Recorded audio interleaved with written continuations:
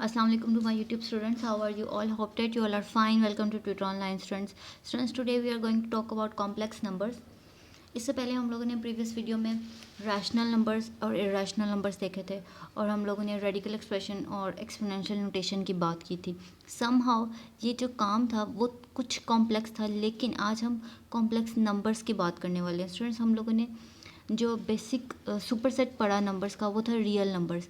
Real numbers वो set था जिससे हर सेट बिलोंग करता था, चाहे वो इवन नंबर्स का सेट हो, ऑड नंबर का सेट हो, कंपोजिट नंबर्स हों, प्राइमरी आप लोगों के पास प्राइम नंबर्स हों, कोई भी नंबर्स हो वो रियल नंबर से बिलोंग करते थे. इवन दो रैशनल और इरेशनल नंबर्स भी आप लोगों के पास रियल नंबर से ही बिलोंग करते थे. ठीक है, सो इन सब का जो सुपर सेट था वो था रियल नंबर्स का सेट, और ये तमाम सेट जो थे वो बिलोंग करते थे रियल नंबर से. ठीक है, लेकिन आज जो इस सेट की हम बात करने वाले हैं वो है कॉम्प्लेक्स नंबर्स का सेट.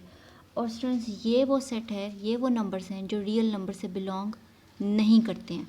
यानी इसका मतलब ये है कि नंबर लाइन पे मेरे पास starting from zero to positive infinity and zero to negative infinity, दोनों साइड्स पे मेरे पास जो नंबर्स हैं तमाम रियल नंबर्स, उनसे ये बिलोंग नहीं करते. तो इसका मतलब है कि ये कोई और ही तरह के नंबर्स हैं. अब ये किस तरह के नंबर्स हैं ये हम देखते हैं. सबसे पहले स्टूडेंट्स, पहला पॉइंट यहाँ पे देखेंगे, यही लिखा हुआ है not belongs to real numbers. ठीक है, ये 1 2 3 -5 5/10 5.9 2.336 इस तरह के नंबर्स नहीं हैं, ये डिफरेंट नंबर हैं. ठीक है, अब आगे उन्होंने आपको दूसरा पॉइंट जो यहाँ पे दिया हुआ है हैविंग टू पार्ट्स, ये वो नंबर्स हैं जिनके टू पार्ट्स होंगे. पहला पार्ट तो रियल पार्ट है, ठीक है, वो रियल नंबर होगा. दूसरा पार्ट है इमेजिनरी पार्ट, यानी दो चीज़ें मिलकर इसमें एक नंबर बनाएंगी. अब हमने देखना है वो नंबर बनता किस तरह से. पहला पार्ट है जी रियल पार्ट, वो आपके पास कोई नंबर होगा 1 से लेके पॉजिटिव इन्फिनिटी तक और 0 से लेके नेगेटिव इन्फिनिटी तक कोई नंबर आपके पास रियल नंबर से बिलोंग करता है, तो वो है रियल पार्ट. ठीक है, अब है इमेजिनरी पार्ट. अब हमने इसको अंडरस्टैंड करना है कि इमेजिनरी पार्ट क्या है, और यही वो पार्ट है जिसकी वजह से कोई नंबर कॉम्प्लेक्स नंबर बनता है. अब वो कॉम्प्लेक्स नंबर कैसे बन रहा है. Imaginary part is a multiple of I, इसको आयोटा पढ़ते हैं, आई भी पढ़ सकते हैं आप लोग. ठीक है, इमेजिनरी पार्ट जो होगा वो मल्टीपल होगा आयोटा का. ठीक है, और आयोटा किसके इक्वल है स्टूडेंट्स, यहाँ पे -1 अंडर रूट के, अंडर रूट -1 के इक्वल है आयोटा. ठीक है, इसका मतलब है कि अगर मैं आई स्क्वायर कर देती हूँ सो इट इक्वल्स टू -1. ये दो पॉइंट्स है जो आपने हमेशा याद रखने. ठीक है, अब देखें, सबसे पहले मैंने इसकी एग्जांपल यहाँ पे अब एक लिखी हुई है. डायरेक्ट एग्जांपल पे इसलिए आ रहे हैं क्योंकि इसको अंडरस्टैंड करना एग्जांपल के थ्रू बहुत ज़्यादा आसान है एज़ कम्पेरेटिव कि मैं इसको एक्सप्लेन करूँ वर्ड्स में. Okay, 3 + 4 iota. ठीक है, 4i.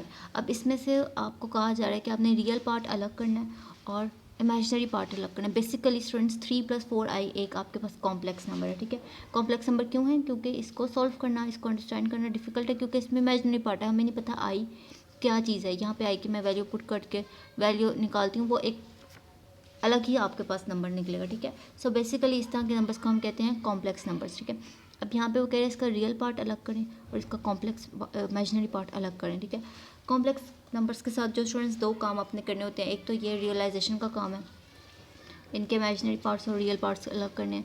दूसरा काम है इसके कॉन्जुगेट्स फाइंड आउट करने होते हैं. कॉन्जुगेट्स के हम लोग इंशाल्लाह नेक्स्ट लेक्चर में देखेंगे कि कॉन्जुगेट्स किस तरह से फाइंड आउट किए जाते हैं. आज हम इनका रियल पार्ट और जो इमेजिनरी पार्ट है वो सेपरेट करेंगे. तो 3 is a real number part. ठीक है, यहाँ हम लिख रहे हैं जी रियल पार्ट, 3 के साथ 3 हो गया रियल पार्ट. एंड 4i आपके पास इमेजिनरी पार्ट है. इसमें से इमेजिनरी नंबर कौन सा है, 4. 4 इज इमेजिनरी. ठीक है, सो जो 4 है आपके पास वो है इमेजिनरी पार्ट. इसी तरह से देखें, यहाँ पे एक हमारे पास नेक्स्ट एग्जांपल है दूसरी, इन विच -2 + 5 iota. So -2 is real and 5 is imaginary. ठीक है, अब नेक्स्ट एग्जांपल 5i. 5 आयोटा में आपके पास अब कोई रियल पार्ट तो है ही नहीं, तो 0 है इसका रियल पार्ट, यानी कुछ नहीं है. रियल पार्ट में 0 आएगा और 5 आएगा इमेजिनरी में. Getting? So students, this is all about complex numbers.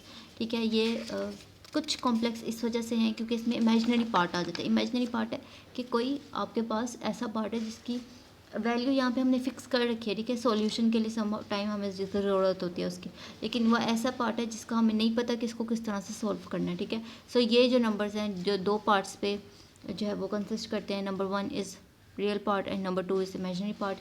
Imaginary part is always a multiple of iota and iota is equals to under root minus 1. These are the most important points that you have to remember while solving the complex numbers.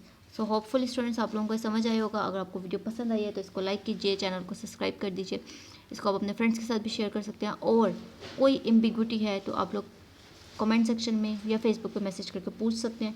इंशाल्लाह with in 24 hours आप लोगों को respond किया जाएगा। Thanks for watching.